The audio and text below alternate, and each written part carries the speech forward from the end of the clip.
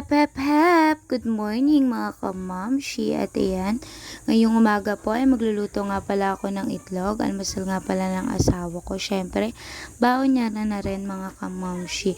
At ayan, okay na nga pala siya. At kaya niya naman daw pumasok na. Kaya sabi ko, sige, para naman ma-exercise yung katawan niya. Syempre, pag nandito siya sa bahay is lagi lang siya nakahiga. Kaya siguro kailangan din niya ng exercise. Ayan, maluluto na nga pala yan mga kamamshi. At ayan, fast forward, syempre, nakapasok na nga pala ang asawa ko.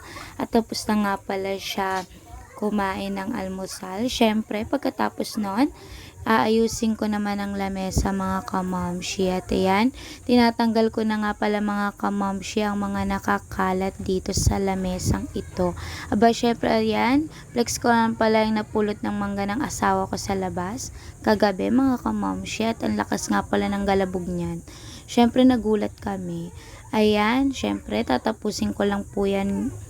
Yang ulam na yan, itatakip ko lang para naman hindi malangawan at malinis nga naman ang aming harapan. Syempre, ayan, mga kamamshi, nakalimutan nga pala ng asawa ko yung kanyang long sleeve. Diyos ko, patay na naman tayo nito.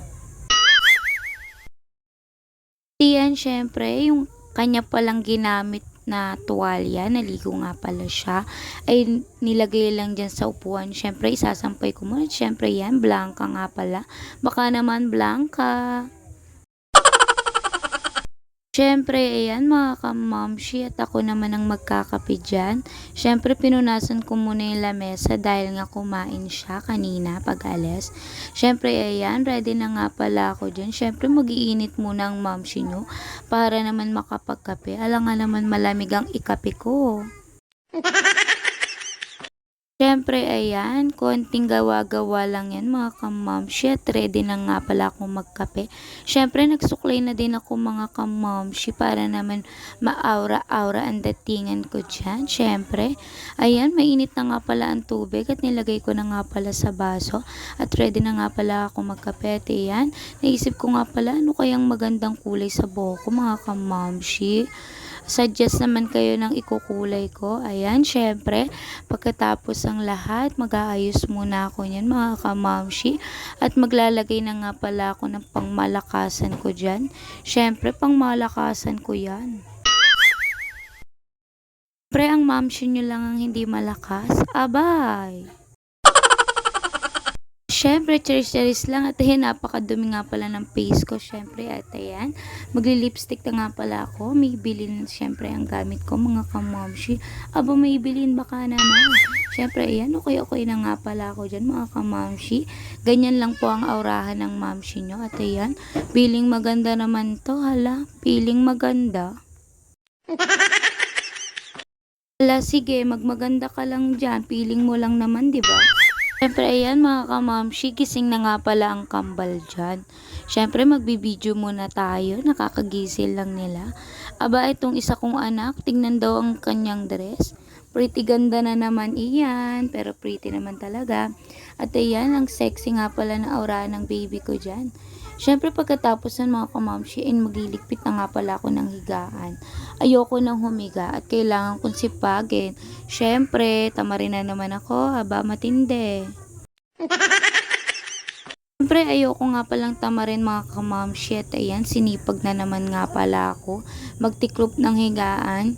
Siyempre, ayan, pinagpagpagpag ko lang yan hanggang sa mawala ang alikabok.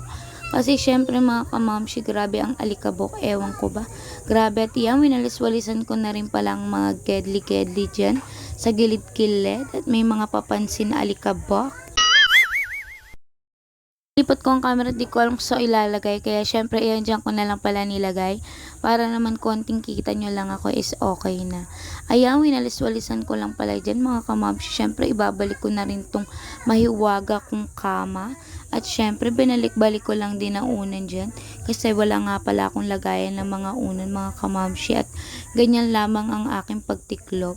Syempre kami-kami lang naman nandito, 'di ba? Ayan. Syempre ayan, iipitan ko na nga pala ang kambal diyan dahil nasa labas na nga pala at sabi ko ipitan ko muna siya diyan. Syempre ayan, naganda-gandahan na naman ang aura ng datingan ng aking princess diyan. Syempre everyday naman 'yan. Ayan, may sinasabi na naman siya diyan. At hindi ko naman pinapansin at syempre, si Precious nga pala. Diyos ko, ang init ng ulo. Nag-aaway-aaway nga pala sila dyan mga kamamshi. Ewan ko ba sa mga batang ito. At lagi nag-aaway. Ayan, patapos na nga pala siya dyan mga kamamshi. At si Precious na nga pala ang iipitan ko dyan. Syempre, sunod lang sila. Alangan naman sabay-sabay. Aba matindi. Siyempre, ayan, si Precious na nga pala dyan. Sa puntong yan, mga kamomshi, nag-aaway nga pala si dyan. Diyos ko, ang ulo ko, grabe, napakainit. Sumasabay pa sila sa init. Diyos ko, ewan ko yan. Yan, nanggigigil nga pala siya dyan. At inawat ko, inila ko nga pala ang buhok. At syempre, fast forward, syempre, lumabas na nga pala ako dyan mga kamamshi. At maglilinis na nga pala tayo ng napakaduming harapan.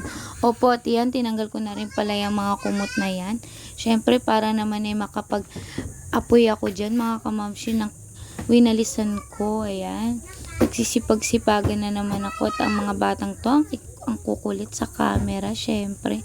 Ayan, pinakuha ko nga pala mga kamamshi dyan ang mahiwaga kong lighter na malaki. At nakakuha nga pala ako dyan ng mangga mga kamamshi. At ayan, sinindihan ko na nga pala ang pag-aapoy dyan mga kamamshi para naman maganda-ganda ang harap at walang kalat. Syempre, kailangan natin maging magsipag at dyan lamang po. Bye-bye!